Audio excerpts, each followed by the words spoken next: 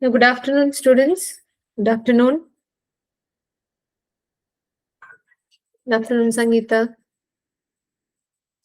So, am I visible and audible? Good afternoon. Can you able to see me on my screen? Yeah? Yes. Okay. Fine. So, yesterday we have revised the whole concept and its related questions we have discussed. And today we are going to continue with the same whole concept topic and some new topic related to redox titrations and related formulas and some questions we are going to discuss today on these topics. Okay. So first let me discuss some of the theory part of it and then we will discuss all the previous year's questions based on this topic. Okay. So now let us go with the redox reaction as the basis for titration. So basically the redox titration. So where we are using and what is the method here, acting here? So it is a method to determine the strength of a reductant or oxidant using a redox sensitive indicator. So basically we are using an indicator, okay, redox sensitive indicator, and using that we are determining the concentration or the strength of the reductant or the oxidant that we are using. Okay, so those are called as redox titrations. Suppose you might have seen this in your lab. So there is a beaker kind of thing, and the oxidant is filled in that burette, and we are having a beaker, and in that beaker, let us see the reductant is present there. Okay, so oxidant is there, reductant is there. Now to this, I am going to the reductant. I am going to add a redox sensitive indicator. Okay, so what is an indicator? Indicator is the substance that changes the color in response to a chemical change. If a chemical reaction occurs, the indicator tries to show us that the reaction has occurred and the reaction has completed. Okay, it is a substance that changes the color in response to a chemical change.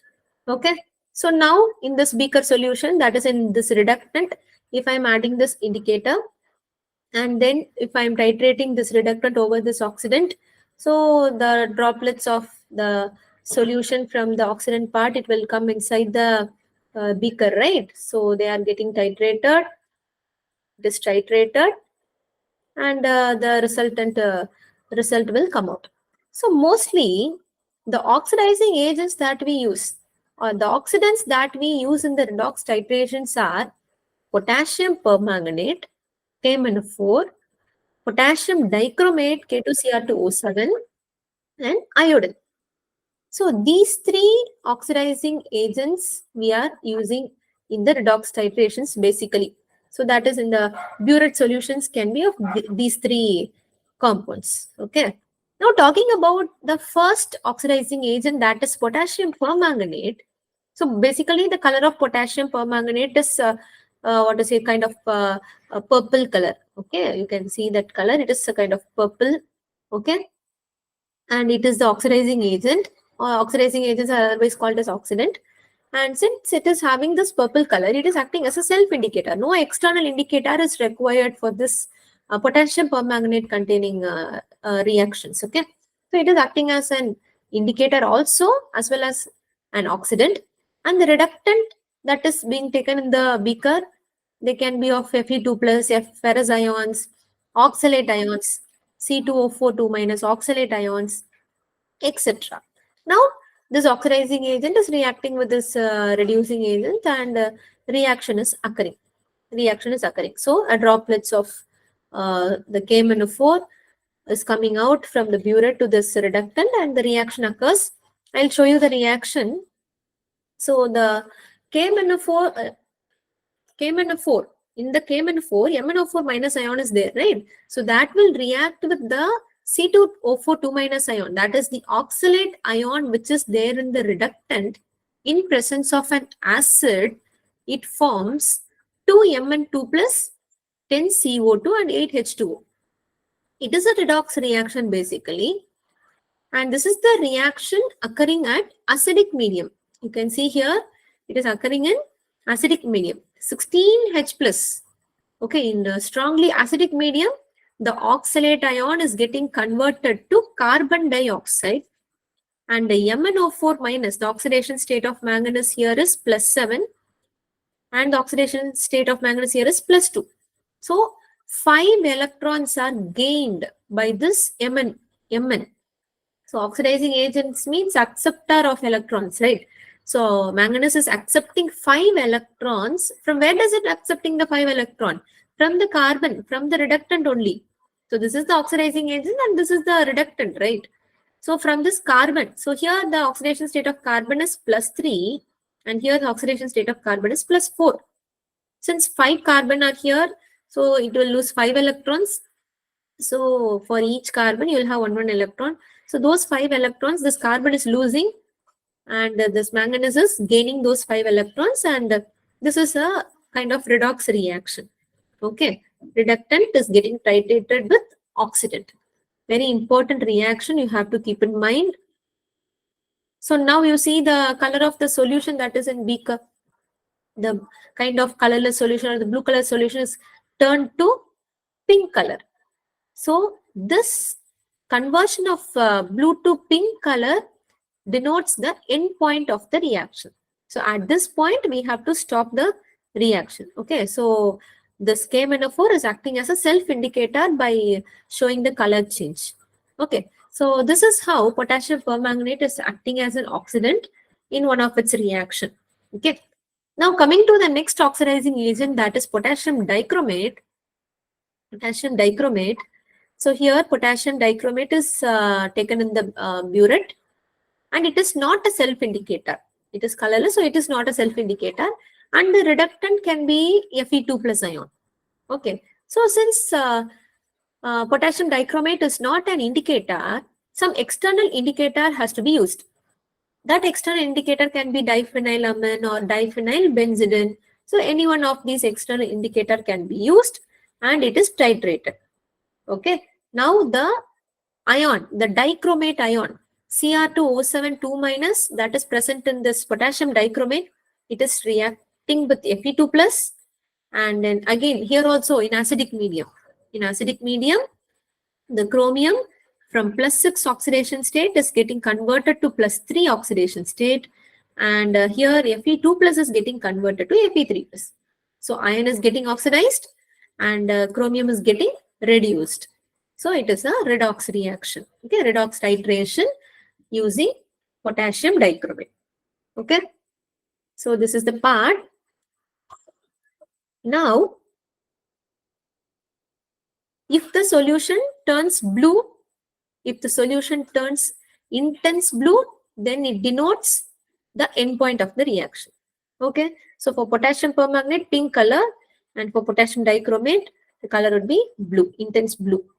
Okay, these things you have to keep in mind. And coming to the third oxidizing agent, which is iodine. So basically, we take a potassium iodide solution first. Okay, and to this, an oxidizing agent is added. That oxidizing agent can be copper. Okay, oxidizing agent in presence of copper 2 plus, it is added. Now, these two will mix together and they will produce a solution. Okay, they will produce a solution. So now we have used copper 2 plus in aqueous form and we have added here from this oxidizing agent, copper 2 plus comes, and in the potassium iodide solution, we have K plus and I minus solution, right? I minus ions, right? So the copper 2 plus and I minus, they react with each other and they form a Cu2I2. They form Cu2I2 and iodine. Okay. Now to the solution, some amount of starch, some droplets of starch is added. After the addition of this starch, the light blue colored solution is turning to dark blue. So iodine gives an intense blue color with starch. So this color change is because of the presence of iodine in the previous solution. When that iodine reacts with starch, it produces a dark, intense blue color. Okay, so all these things you keep in mind. Now we'll go with the next slide.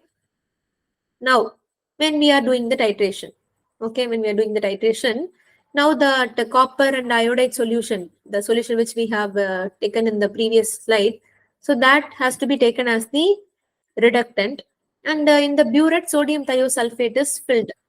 Okay. Now to this copper iodide, copper 2 plus and potassium iodide solution which is there in the beaker, starch is added. You see here, starch is added. After the addition of starch to this solution, what happens? Can you tell me? After the addition of starch to the solution, what happens? In the previous slide, what happened? After the addition of starch to the solution, the light blue color turned into intense blue, right? So here also the same thing will occur. You see, after this addition, yeah, very good, Sangeeta. It turns to dark blue. Yeah, good. It turns to, you see the color now? From this light color, it is turning to dark blue color. Okay, now the titration is happening. Burette sodium thiosulfate is titrated with the copper iodide solution. And iodine is reacting with S2O3 thiosulfate, sodium thio. This is thiosulfate ion. Okay, so the iodine is there in the beaker. Here it is. Here we have iodine, and here is the thiosulfate ion. So now those two react with each other, and they form iodide ion and S4O6 2 minus ion. Okay, so this is the reaction, and the intense blue color is due to the presence of iodine in the solution. But it will, you can get that intense blue only if you add starch into it. Okay, before the addition of starch, intense blue color is not observed. So that you keep in mind. Now, after some time, the dark color is disappearing. Okay, on this titration, you see here some droplets of thiosulfate ions. They are keeping on coming and falling into this beaker. And after some point, the dark blue color, that intense blue color, is turning to the beginning stage. That is, it is turning to light color again. So this shows the end point. This shows the end point. So we are taking a solution, and there is a solution in the beaker and in the burette, and to this beaker we are adding the starch. Okay, after the starch addition, dark color is observed, and then on doing the reaction with sodium thiosulfate, dark color is again turning to light color. Okay, this shows the end point of the reaction. So all these three concepts, the three reactions, just keep in mind. We will discuss questions based on this. Okay. Now one more thing I want to show you, that is a normality formula. So after this slide, we can solve questions. Okay. Normality formulas. So to find out the normality, we need the number of gram equivalent of the substance and the volume. To find out that gram equivalent, we need given mass by equivalent mass. Or you can find out the equivalent using moles into n factor formula also. Moles into n factor formula also you can use. And the normality is equal to molarity into n factor. So all these formulas are very important. Last two formulas are very, very important. So normality is equal to molarity into n factor. Now who is this n factor? For an acid, the n factor is the number of replaceable hydrogen ion. And for oxy acid means oxygen and hydrogen containing compound. For that, the n factor is the basicity.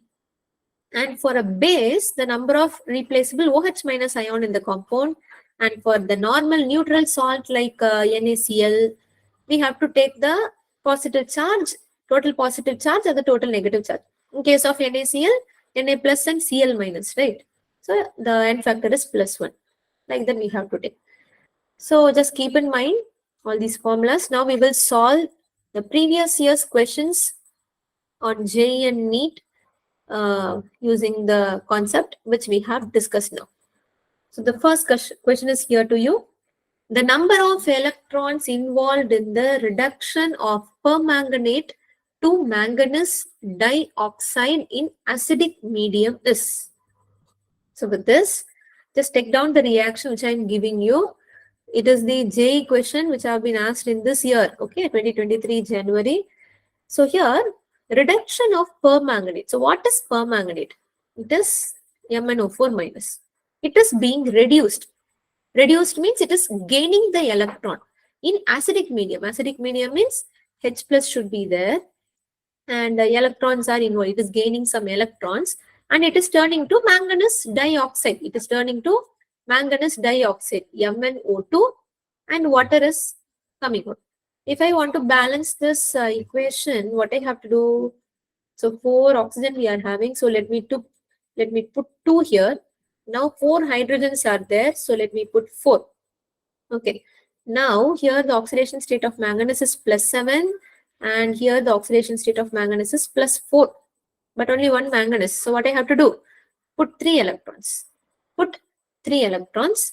So if manganese +7 has to get converted to +4, it has to gain 3 electrons. Then only it can convert from +7 to +4. So now the 3 electrons are gained. So the answer is the number of electrons involved is 3.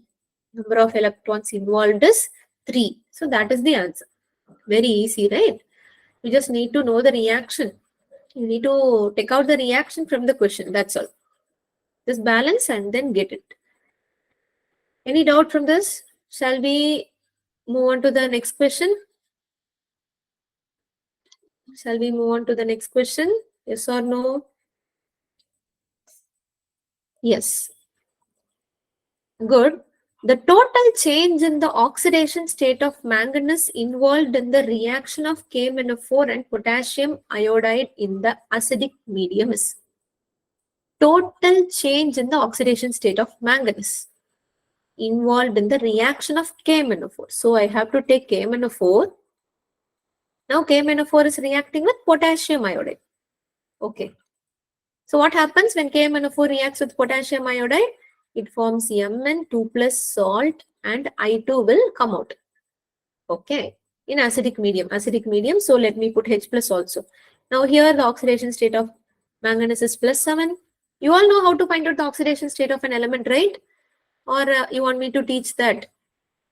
If you do not know, just let me know in the chat box. I will tell you how to find out the oxidation state also. Do you all know? Say yes or no.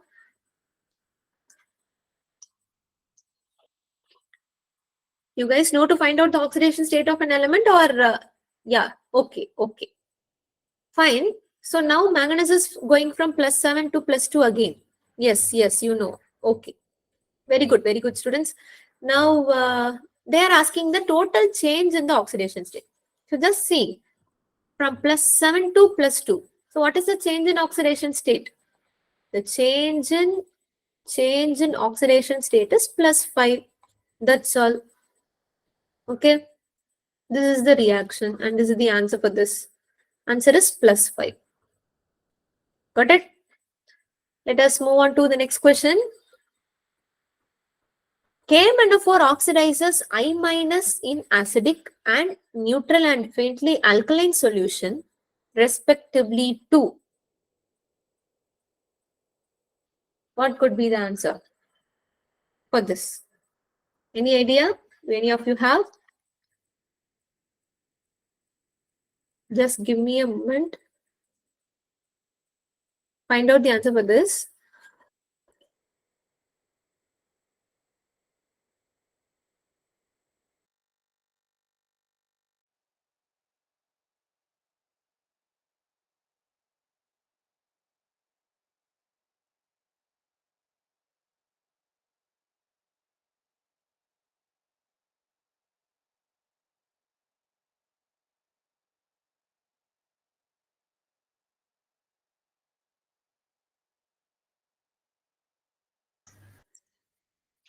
Yeah. Has anyone got the answer? Has anyone got the answer for this? KMnO4 oxidizes I- iodide ion in acidic and some neutral alkaline solution. So first, what happens when KMnO4 oxidizes I- in acidic solution? Option A, very good, Sangeeta. Great. So what is the reaction? So the MnO4 minus from KMnO4, it is reacting with iodide in presence of acidic medium to produce Mn2 plus salt, and iodine will come out from this with the release of H2O. If I want to balance this reaction, 2 moles of it, 10 moles of it, and 16 H plus will react to form 2Mn2 plus with a 5 iodine and 8 H2. Okay, so balancing is not required to solve this question. So here in acidic medium, I2 is coming out. Okay, the same way in case of alkaline medium, MnO4 minus is treated with I minus with H2. Neutral means it is a reaction with water, right? So here we will get manganese dioxide with the release of OH minus ion and IO3. So this reaction you might have come across in your D and F block elements lesson also. So under the KMnO4 topic, the oxidizing nature of KMnO4, you might have come across this. Okay. So in acidic medium, I2 is produced, and in alkaline medium or neutral medium, IO3 minus ion is produced. Very good. So option A is the correct answer for this. Okay. Now let us move on with the next question. Yeah. In alkaline medium, the reduction of permanganate anion involves a gain of dash electron. How many electron? In alkaline medium, the reduction of permanganate is MnO4 minus. Okay. In alkaline medium, MnO4 minus will be converted to Mn plus 4. The oxidation state of manganese here in manganate ion is, permanganate ion is plus 7, and here it is plus 4. Only in acidic medium, it can go till plus 2. Okay. In alkaline medium, it can go till plus 4 only.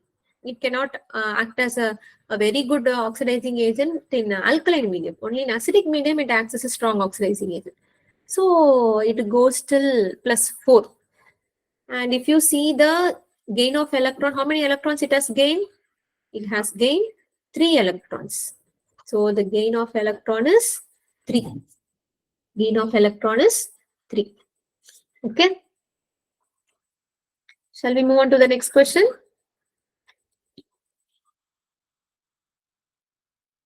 Yes or no? Yeah. In the titration of KMnO4 and oxalic acid in acidic medium. KMnO4 and oxalic acid in acidic medium, in the first KMnO4 topic, I have showed you one reaction. No, that reaction is this, and here the change in oxidation number of carbon at the end point is. Can you find out the answer? Can anyone get me the answer for this? The change in the oxidation number of carbon at the end point. So just write the reaction and take the oxidation number. You will get the answer. So when potassium permanganate reacts with oxalic acid, from oxalic acid, oxalate ion comes out, right?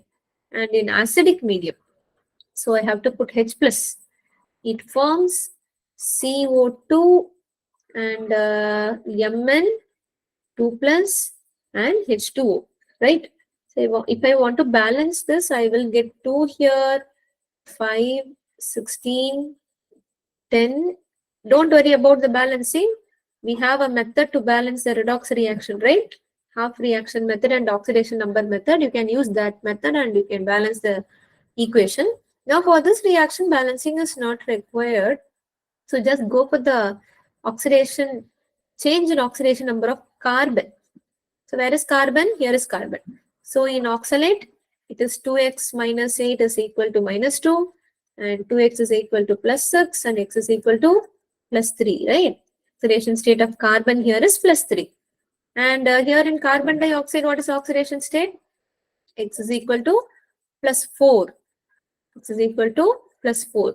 So what is the change in oxidation state of carbon? It is moving from plus 3 to plus 4. So the change is plus 1. So this is the answer. Okay. It has lost 1 electron. So the change in the oxidation number is plus 1 for carbon at the end point. Clear for all? Any doubt? If you're having any doubt, just let me know in the chat box. Shall we move on to the next question? Yes or no?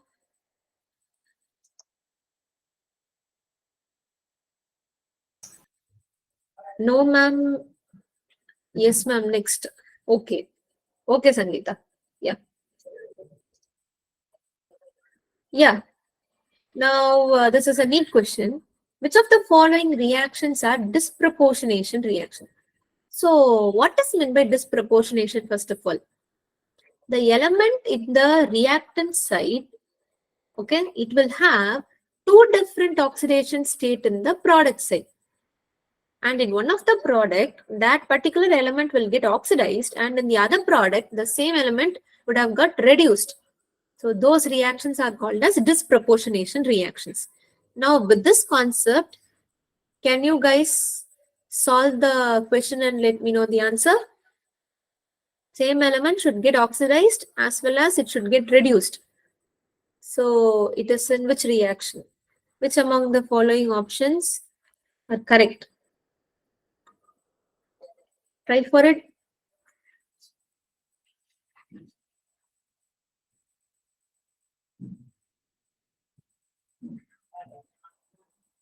What about equation A?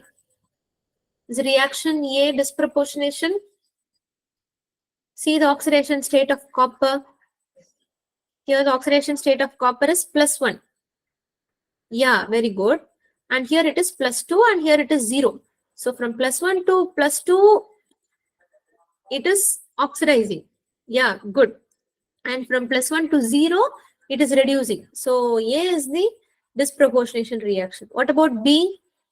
So in B, if you see the oxidation state of manganese is, actually here it should be 2 minus, okay? It is not plus, it is 2 minus. So here manganese will have +7 and sorry, it is +6. There it is +6. We have to 4, 2 minus, right? So it is +6 and here it is +7 and here it is +4. So from +6 to +7, oxidation, and from +6 to +4 is reduction. So again, second reaction is also disproportionation. So both A and B should be there. Okay. So let's check for C. What is the oxidation state of manganese here? It is +7 and here it is +6 and here it is +4. So here if you see, manganese is having two different oxidation state, but both are reduced. In both the case you see +7 is getting reduced to +6 and +7 is getting reduced to +4. So that should not be the case. One of the product oxidation should occur and in another product reduction should occur. Okay, so that's why option reaction C is not disproportionation. And in reaction D, you see only one product with manganese is formed. So we cannot tell this reaction is disproportionation. So reaction A and B only. That is option B. Yeah, very good. Option B is the correct answer. Okay, fine. Let's go with the next question. 1 liter of aqueous solution of sulfuric acid contains 0.02 millimole H2SO4. 50% of the solution is diluted. Okay, so initially what we have? Initially we have 1 liter. Initially 1 liter contains how many millimole? 0.02 millimole. Okay. Now 50% of this solution is diluted with deionized water to give 1 liter solution A. Now 50% of this. If this is 100%, 50% of the solution will contain how many millimole? Will contain how many? You tell me. If 0.02 is 100 means 50% means it is half of that, right? So it will contain 0.01 millimole. 50% means half of it. So it is 0.01. Now you see 0.01 millimole of H2SO4 are added. Now to this 50% of the solution, 0.01 millimole is added externally again. Now after the addition of 0.01 millimole to this solution, the final solution The final solution will contain how many millimole? Can you tell me? Will contain how many millimole, students? Already 0.02 is there. Now 50% of this contains 0.01. Now to the 0.01, again 0.01 is added. So now totally what will be there? How many millimole will be there? How many millimole of H2SO4 will be there? 0.02, right? 0.02 millimole of H2SO4 is there. Okay. Now how can I write this? So now here we have to represent in terms of dash into 10 power 3 millimole. So if I want to cancel this, I have to put 0.02 into 10 to the power minus 3. So this is the value that we have to enter there, and already 10 to the power 3 is there, then millimoles. Okay. So these two gets cancelled and it will result you with this answer. Got it? Is this clear to all? 1 liter contains 0.02. Now half of this will contain 0.01. Now to this we are adding one more 0.01 and these two are resulting in 0.02. So that's all. Okay. Any doubt? Any doubt? If you're having any doubt, you can tell me. Having any doubt? Yes. Yes, ma'am, is for what, my dear? You're having doubt or want me to explain again? Or shall I go for the next question?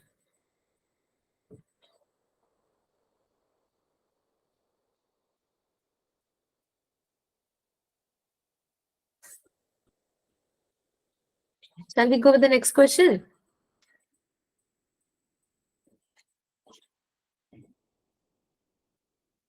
Okay.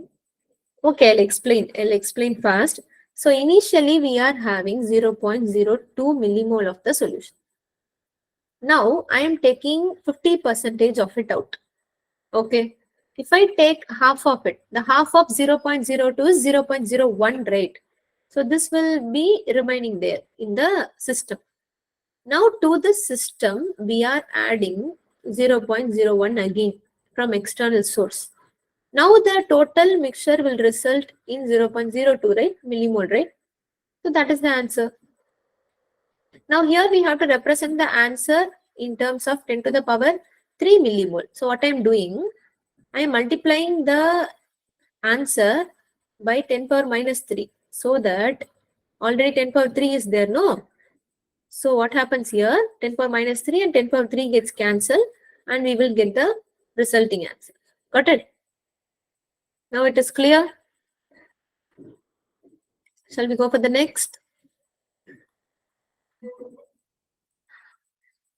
Yes.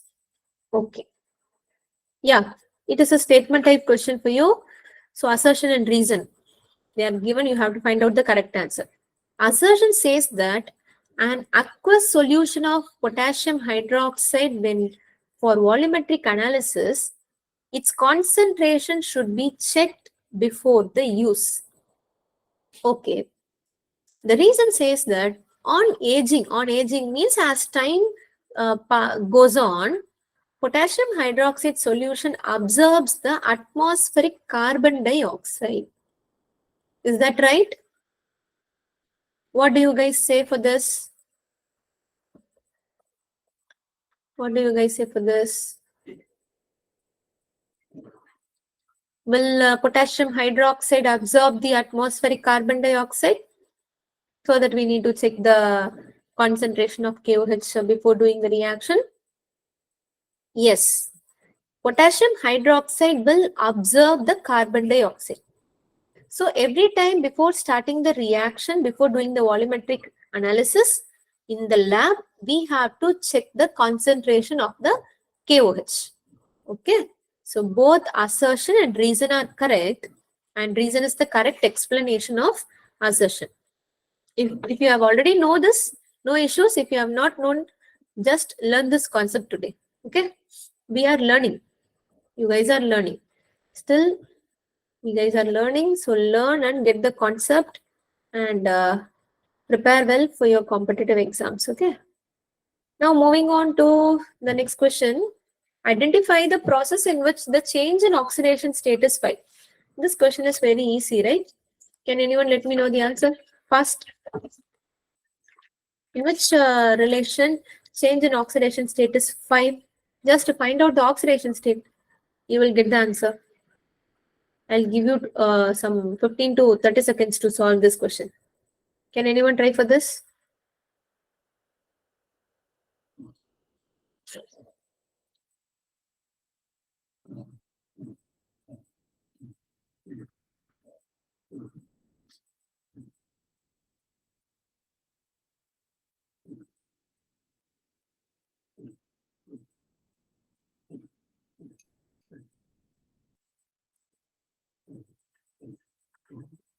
Not even a single student. Huh? What is the answer for this? A, B, C, or D? So what is the oxidation state of oxalate here? Here carbon is +3 and here +4.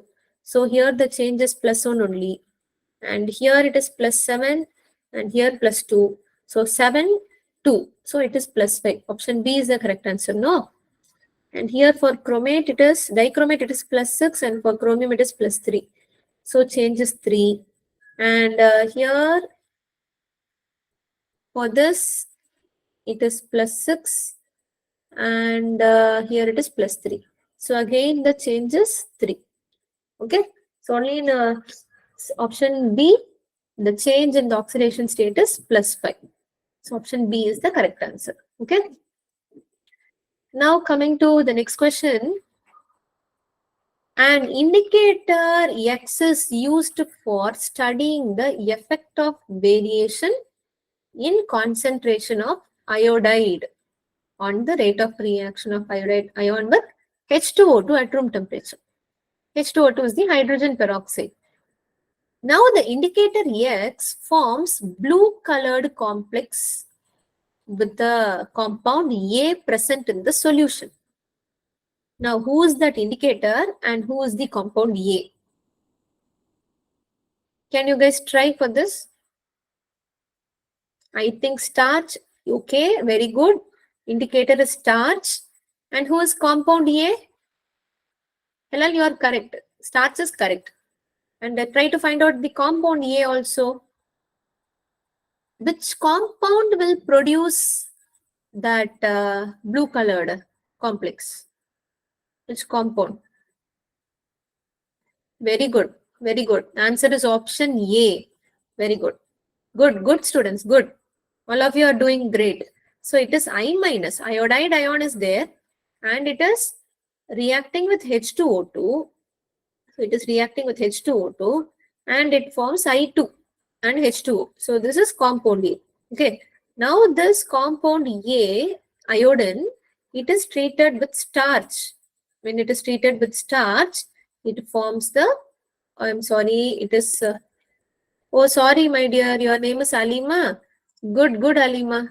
Your ID is Halal, no? That's why I have called you like that. Good Alima.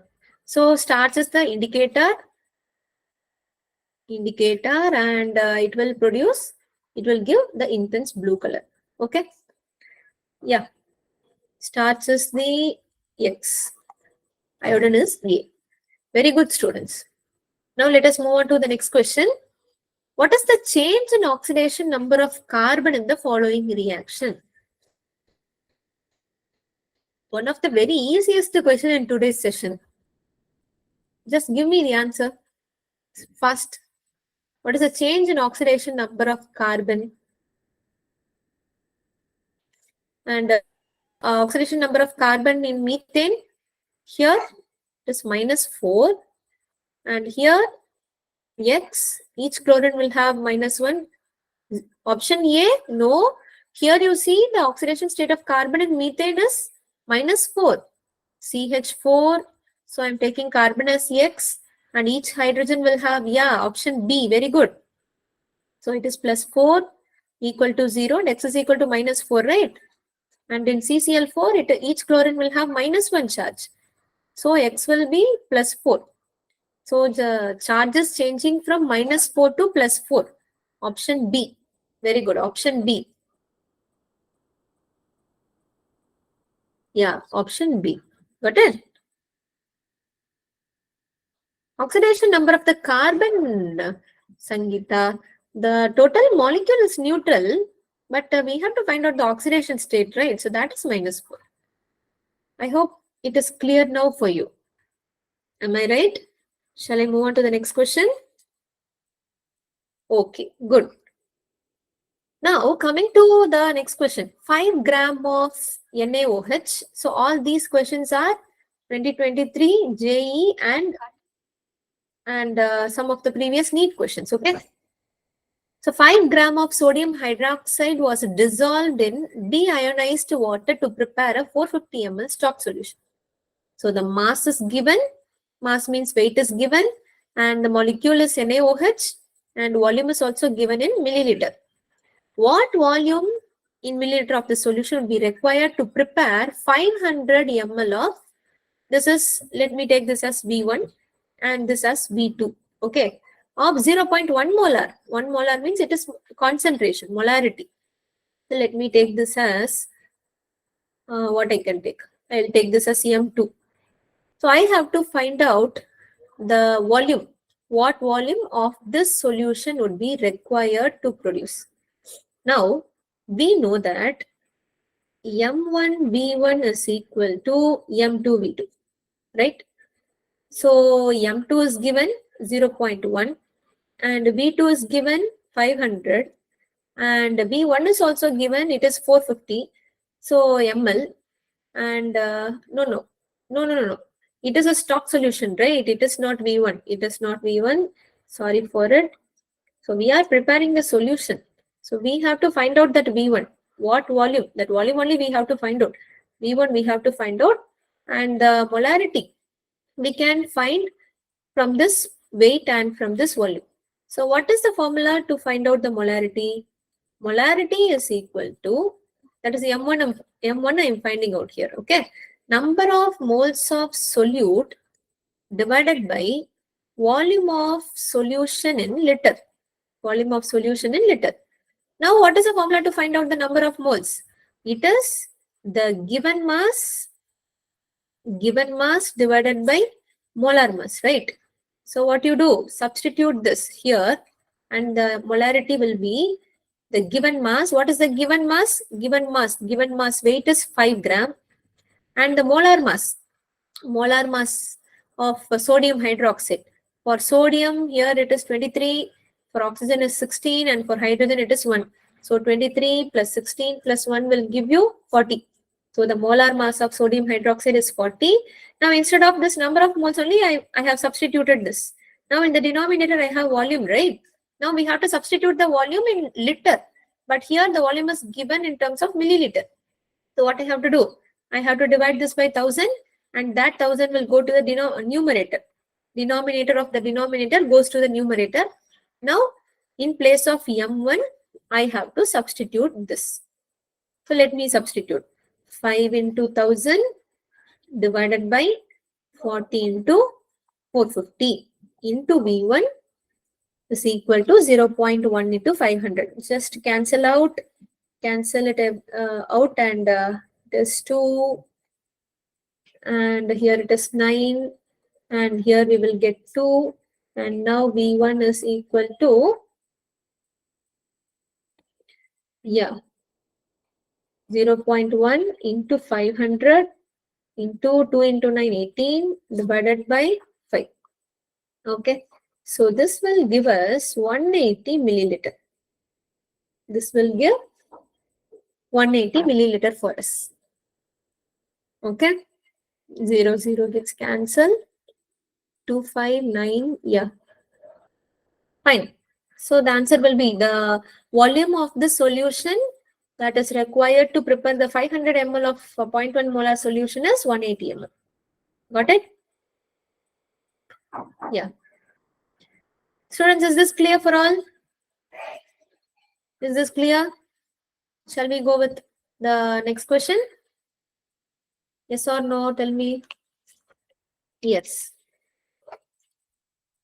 20 ml of 0.02 molar potassium dichromate solution is used for the titration of 10 ml of Fe2+. So we have seen, no, we are in the reductant we took Fe2 plus, and in the burette, the oxidizing agent was K2Cr2O7. So this titration is occurring in acidic medium. The molarity of the Fe2 plus solution is molarity. Molarity is one of the concentration term. So that we have to find out. First of all, let me give you the reaction. When the dichromate ion reacts with this Fe2 plus in acidic medium, it produces Cr3 plus, Fe3 plus and H2O. So this was the reaction I gave you, right? So here 14H plus will come. Here, since we have 2 chromium, I have to multiply here by 2, and we have 7 what? 7 oxygen are there, so I have to put 7. Now here it becomes 14 hydrogen, so I have multiplied here by 14. Now for this reaction, the redox changes. The redox changes involved here in this reaction are that Cr2O7 2 minus takes 6 electrons and it is getting converted to Cr3 plus. Okay. For here the oxidation state is plus 6. Here it is plus 3. But 2 chromiums are involved. For 1 chromium, 3 electrons. For 2 chromium, 6 electrons. So it is gaining 6 electrons. Now Fe2 plus is getting converted to Fe3 plus. Fe2 plus is getting converted to Fe3 plus by the release of 1 electron. By the release of 1 electron. Okay. Now we have to find out the molarity. If I want to find out the molarity, I need some space. Okay. I'll try to write here. The equivalence of K2Cr2O7 should be equal to the equivalence of Fe2 plus. So what is equivalence? How to find out that equivalence? It is nothing but molarity into volume into n factor. Okay, of this K2Cr2O7, and it should be equal to the molarity into volume into the n factor of this Fe2 plus. Okay, both should be equal. Now, what is n factor? Number of electrons lost or gained is called as n factor, and this denotes K2Cr2O7. Okay, now these should be equal. So, what is the molarity of K2Cr2O7? You see the molarity, it is 0.02, and what is the volume? It is 20 ml. And what is the n factor? N factor is the number of electrons gained by that K2Cr2O7. How many electrons it is gaining? 6 electrons. Okay. It should be equal to the molarity. So that molarity of Fe2 plus only we have to find out. So that only I'm going to find out into. So what is the volume of Fe2 plus? It is 10 ml. And what is the n factor? The number of electrons lost by Fe2 plus. It is 1. So the n factor is 1. Now, if we solve this, we will get the molarity, that is m of Fe2 plus as 24 into 10 power minus 2 molar. Okay. This is the answer. In terms of 10 to the power minus 2, you will get 24 into 10 to the power minus 2. Clear? Just remember the reaction of K2Cr2O7 and Fe2 plus. Write the oxidation half reaction and reduction half reaction.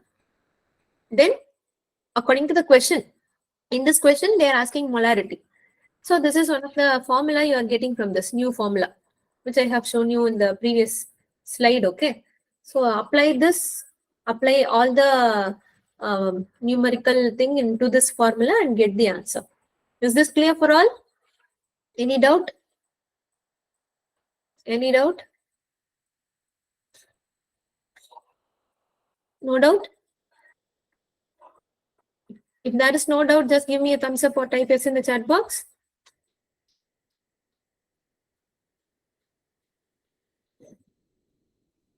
Okay.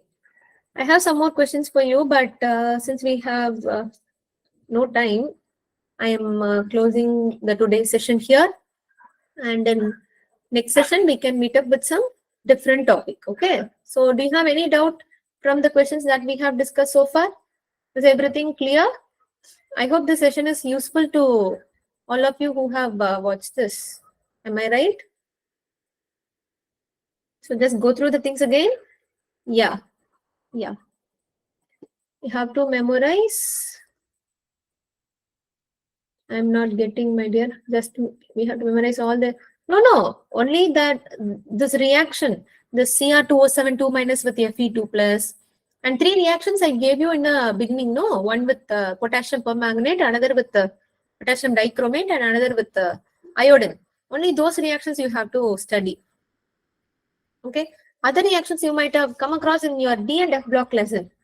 Under this K2Cr2O7 and came in the fourth part, you might have studied the oxidizing nature of this particular potassium dichromate and potassium permanganate in acidic medium, in neutral medium, and in basic medium. There you have studied everything. So here you just keep in mind these 3 reactions. If you want some more reaction, you can refer to that lesson also. Okay, you don't have to worry about the thing. Okay. Okay, students, thank you for listening to today's class. I will meet you with a new topic in the next session. Okay. Thank you. Thank you so much. Bye-bye. Yeah, good night. Good evening.